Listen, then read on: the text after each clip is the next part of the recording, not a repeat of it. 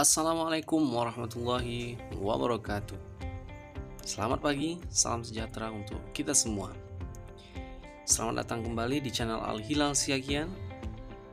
Jangan lupa untuk klik tombol subscribe dan aktifkan loncengnya. Teman-teman semuanya, kali ini kita akan membahas materi tentang resensi. Materi bahasa Indonesia untuk kelas 11. Mari kita masuk ke pengertian dari resensi. Resensi sendiri berasal dari bahasa Latin revidere, recensere yang artinya melihat kembali, menimbang atau menilai. Kemudian dalam bahasa Belanda recensie dan bahasa Inggris review. Dan dalam bahasa Indonesia, pengertian resensi adalah karangan yang berisi ulasan, pertimbangan, atau penilaian tentang baik buruknya suatu karya. Jadi ada 4 poin penting yang harus kita lihat di dalam sebuah resensi yang berisi ulasan, pertimbangan, atau penilaian baik buruknya tentang suatu karya. Diulas, dipertimbangkan, dinilai baik buruknya suatu karya. Kemudian, jenis-jenis garapan apa saja yang kita bisa masukkan ke dalam resensi? Jadi resensi itu bukan hanya sekadar buku saja, tapi ada banyak hal yang bisa kita resensi. Apa aja itu? Mari kita lihat. Pertama ada buku. Dan jenis buku itu ada 3, fiksi, non-fiksi, dan faksi. Mari kita bahas satu persatu. Fiksi, secara Kamus Besar Bahasa Indonesia, berarti cerita rekaan atau khayalan tidak berdasarkan kenyataan. Artinya ini berdasarkan khayalan atau diangan-angan saja yang dimasukkan ke dalam jenis tulisan. Fiksi. Kemudian selanjutnya ada non-fiksi. Non-fiksi adalah kebalikan dari fiksi. Kalau fiksi tadi berupa khayalan, kalau non-fiksi yang tidak bersifat fiksi, tetapi berdasarkan fakta dan kenyataan tentang karya sastra, karangan, dan sebagainya. Artinya, ketika ada fiksi yang berupa khayalan atau tidak nyata, berarti ada lagi yang namanya non-fiksi yang berupa kenyataan. Dan ada satu lagi disebut dengan faksi.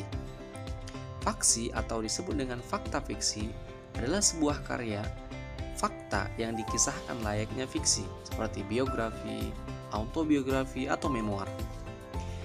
Tulisan faksi adalah kisah nyata berdasarkan fakta yang dialami langsung oleh penulisnya, namun ditulis dengan memberikan bumbu-bumbu fiksi agar enak dibaca.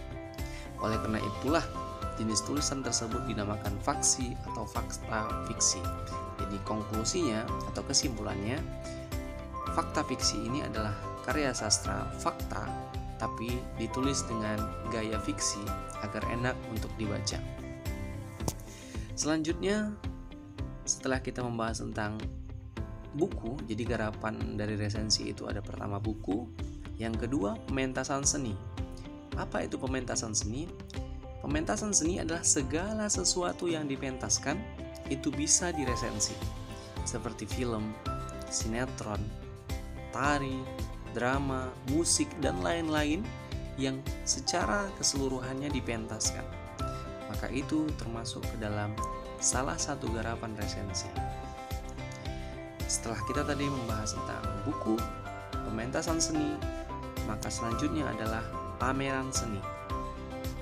Pameran seni adalah segala sesuatu yang dipamerkan boleh dibuat resensinya, seperti seni lukis, seni patung, seni pahat, dan lain-lain. Intinya, segala sesuatu yang dipamerkan boleh kita buat resensinya. Jadi teman-teman semuanya, jenis garapan resensi tadi ada 3. Yang pertama buku, kemudian pementasan seni, dan yang terakhir ada pameran seni. Lalu apa tujuan untuk menulis resensi? Tujuannya yang pertama, memberikan informasi tentang kehadiran sebuah buku atau karya yang telah hadir di tengah-tengah masyarakat sebagai bahan informasi. Yang kedua, mengajak pembaca untuk memikirkan, merenungkan, dan mendiskusikan tentang kualitas sebuah buku atau karya yang telah hadir di tengah-tengah masyarakat. Nah, fungsinya sebagai bahan pemikiran, bahan renungan, dan bahan diskusi tentang sebuah karya. Yang ketiga, memberikan pertimbangan kepada pembaca apakah buku itu pantas mendapat sambutan dari masyarakat atau tidak. Jadi ini bisa menjadi bahan pertimbangan bagi kita, calon pembaca atau calon penonton sebuah karya, supaya kita bisa mempertimbangkan layakkah buku itu kita baca atau layakkah film itu kita tonton. Yang keempat, selanjutnya adalah dapat dijadikan sebagai sumber informasi bagi orang yang tidak memiliki waktu yang cukup untuk membaca buku. Ini kalau resensinya buku ya. Kalau film itu juga sama.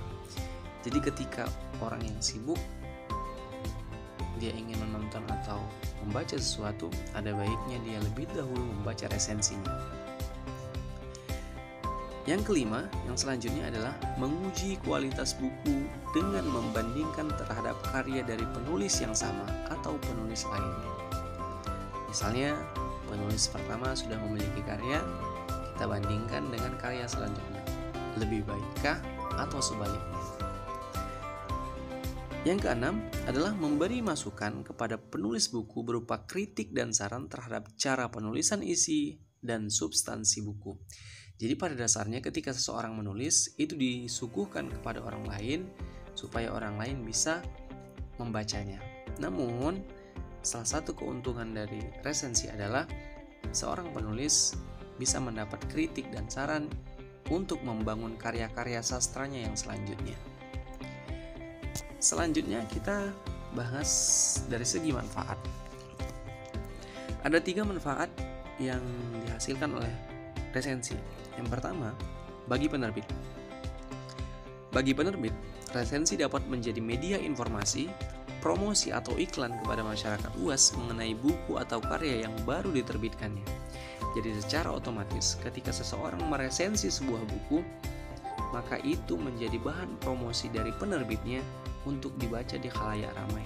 Maka tak jarang ketika kita meresensi sebuah buku, maka percetakan tersebut memberi lagi imbalan berupa buku kepada orang yang meresensinya. Ada beberapa penerbit seperti itu. Yang kedua, bagi pembaca. Jelas, resensi dapat membantu memberikan informasi tentang sebuah buku karya atau karya sehingga pembaca dapat menentukan perlu atau tidaknya membaca, membeli, atau menonton sebuah buku atau karya tersebut. Jelas, ini sudah jelas sekali. Jadi kita bisa menjadi pertimbangan mau atau tidak menonton atau membaca buku itu. Jadi ini resensi sangat bermanfaat sekali untuk itu. Kemudian manfaat yang ketiga untuk pengarang. Seperti yang dijelaskan di awal, jadi resensi dapat menjadi sebuah masukan demi perbaikan atau peningkatan kualitas karya-karya berikutnya. Ini yang barusan saya sampaikan bahwa resensi itu banyak fungsinya untuk penulis juga, karena buku kita dibaca orang, jadi kita harus tahu tanggapan orang lain tentang buku kita tersebut supaya karya-karya selanjutnya bisa lebih baik lagi. Nah, kita masuk ke tahapan menyusun sebuah resensi. Yang pertama, tahap persiapan. Ketika kita ingin menyusun sebuah resensi, maka yang pertama yang harus kita lakukan adalah membaca contoh-contoh resensi. Kenapa? Karena ketika kita ingin menulis sesuatu, kita harus banyak melihat contoh tentang sesuatu tersebut, supaya ketika proses menulisnya, maka akan lebih mudah untuk melaksanakannya. Yang kedua, menentukan buku yang akan diresensi. Kita harus menentukan bukunya, novel kah, fiksi, non-fiksi, faksi, jenisnya puisi kah, memoir, autobiografi, dan lain sebagainya. Kita harus menentukan bukunya. Selanjutnya, membaca buku yang akan diresensi secara komprehensif, cermat, dan teliti. Yes, benar sekali, membaca buku harus secara keseluruhan atau komprehensif. Tidak boleh bab 1 saja, tidak boleh sampai bab 2 saja. Harus dari awal sampai akhir. Cermat, perhatikan kesalahan-kesalahan dan atau kelebihan-kelebihan di dalamnya, dan teliti. Kalau misalnya ada saltik atau salah ketik di dalamnya, maka kita harus menandai hal itu.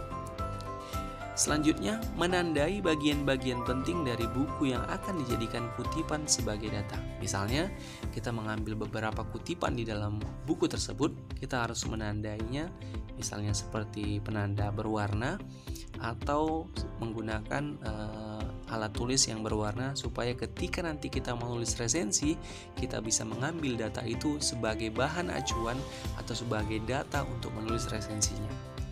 Kemudian, menuliskan data-data penulisan resensi.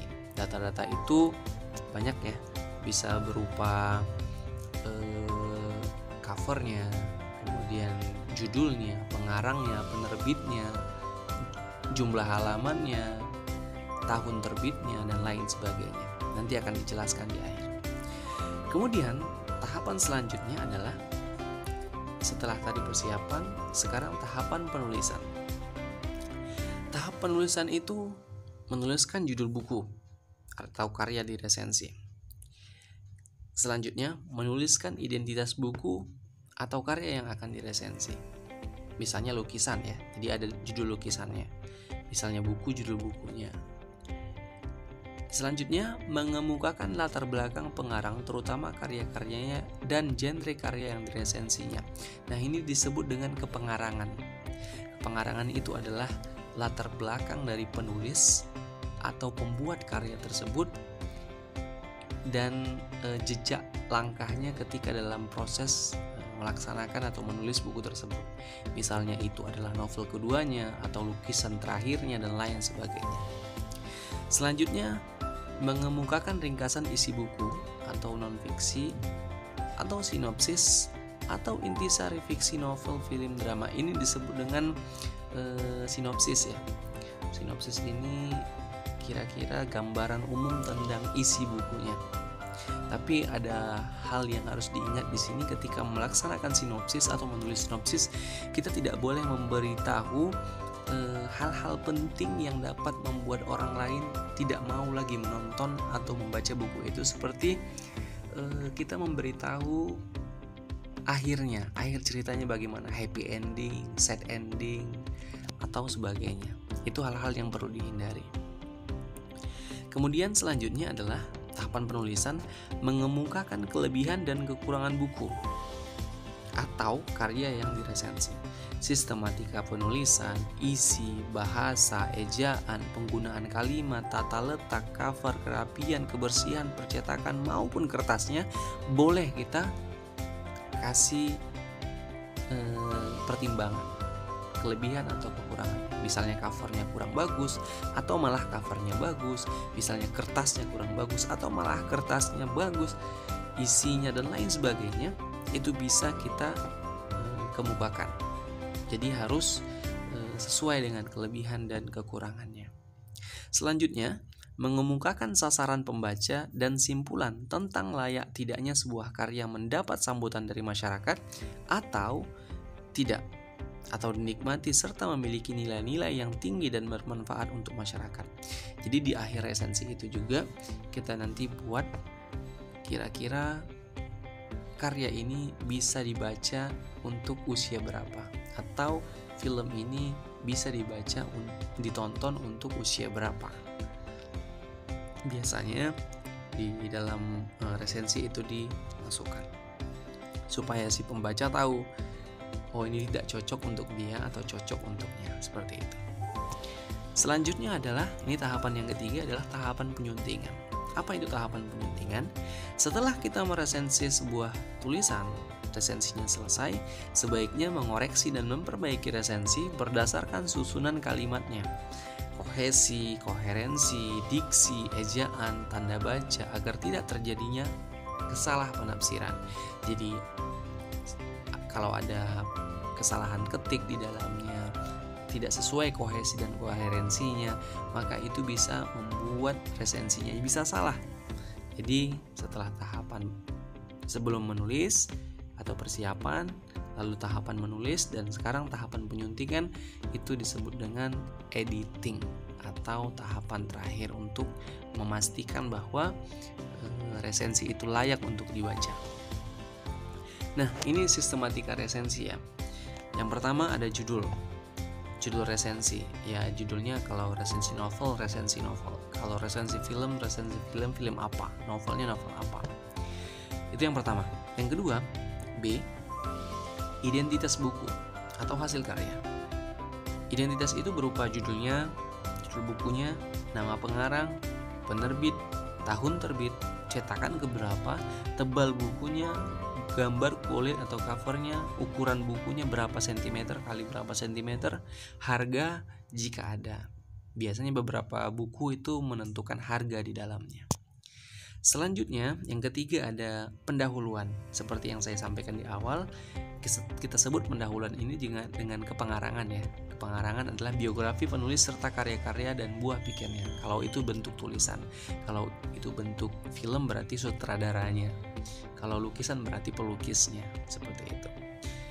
Kemudian jenis genre bukunya itu fiksi kah, non fiksi kah, genrenya horor kah, komedi, kemudian roman dan lain sebagainya.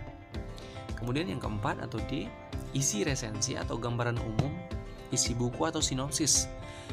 Kita masukkan di dalamnya keunggulan dan kelemahan, kekurangan kelebihan, baik itu dari segi isi buku, bahasa maupun sistematika penyajiannya. Jadi harus real, benar-benar nyata, kita sesuai dengan apa yang tertera di bukunya. Selanjutnya yang terakhir adalah penutup. Penutup itu berupa simpulan dan isi resensi, sasaran yang dituju, layak atau tidaknya buku tersebut. Kalau layak atau tidaknya buku tersebut, kita bisa menggunakan bahasa seperti ini. Di balik kekurangan dan kelebihan buku ini, menurut saya, buku ini layak untuk dibaca atau film ini layak untuk ditonton karena masih banyak sisi pendidikan atau nilai-nilai moral yang dapat kita masukkan di dalamnya. Kenapa saya gunakan menurut saya? Karena resensi itu sendiri berdasarkan sudut pandang orang yang menulisnya. Jadi saya gunakan atau Bapak gunakan kata menurut saya. Nah ini contoh dari kepala resensi ya.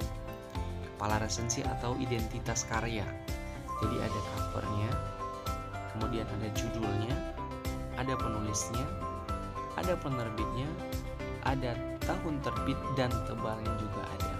Ini kalau ada harganya juga bisa dicantumkan. Ini salah satu contoh kalau kita ingin membuat sebuah resensi, ini disebut dengan identitas karya.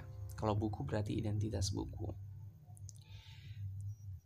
Teman-teman bisa perhatikan, kalau ini lukisan berarti yang diganti covernya di sini menjadi cover lukisannya. Kalau film berarti cover filmnya. Berarti judul filmnya atau judul lukisannya, penulisnya. Kemudian kalau film berarti sutradaranya. Kemudian penerbit itu berarti bisa jadi ke produksi dan lain sebagainya. Baik, itu saja yang bisa saya sampaikan pada materi resensi ini. Mudah-mudahan bermanfaat untuk teman-teman semua. Mohon bantuannya untuk mengklik tombol subscribe dan aktifkan loncengnya untuk postingan selanjutnya. Jika ada pertanyaan, teman-teman boleh komentar dan memberikan masukan untuk konten ini. Terima kasih telah mendengarkan video ini. Sampai ketemu di video selanjutnya. Saya akhiri. Wassalamualaikum warahmatullahi wabarakatuh. Selamat pagi dan sampai jumpa.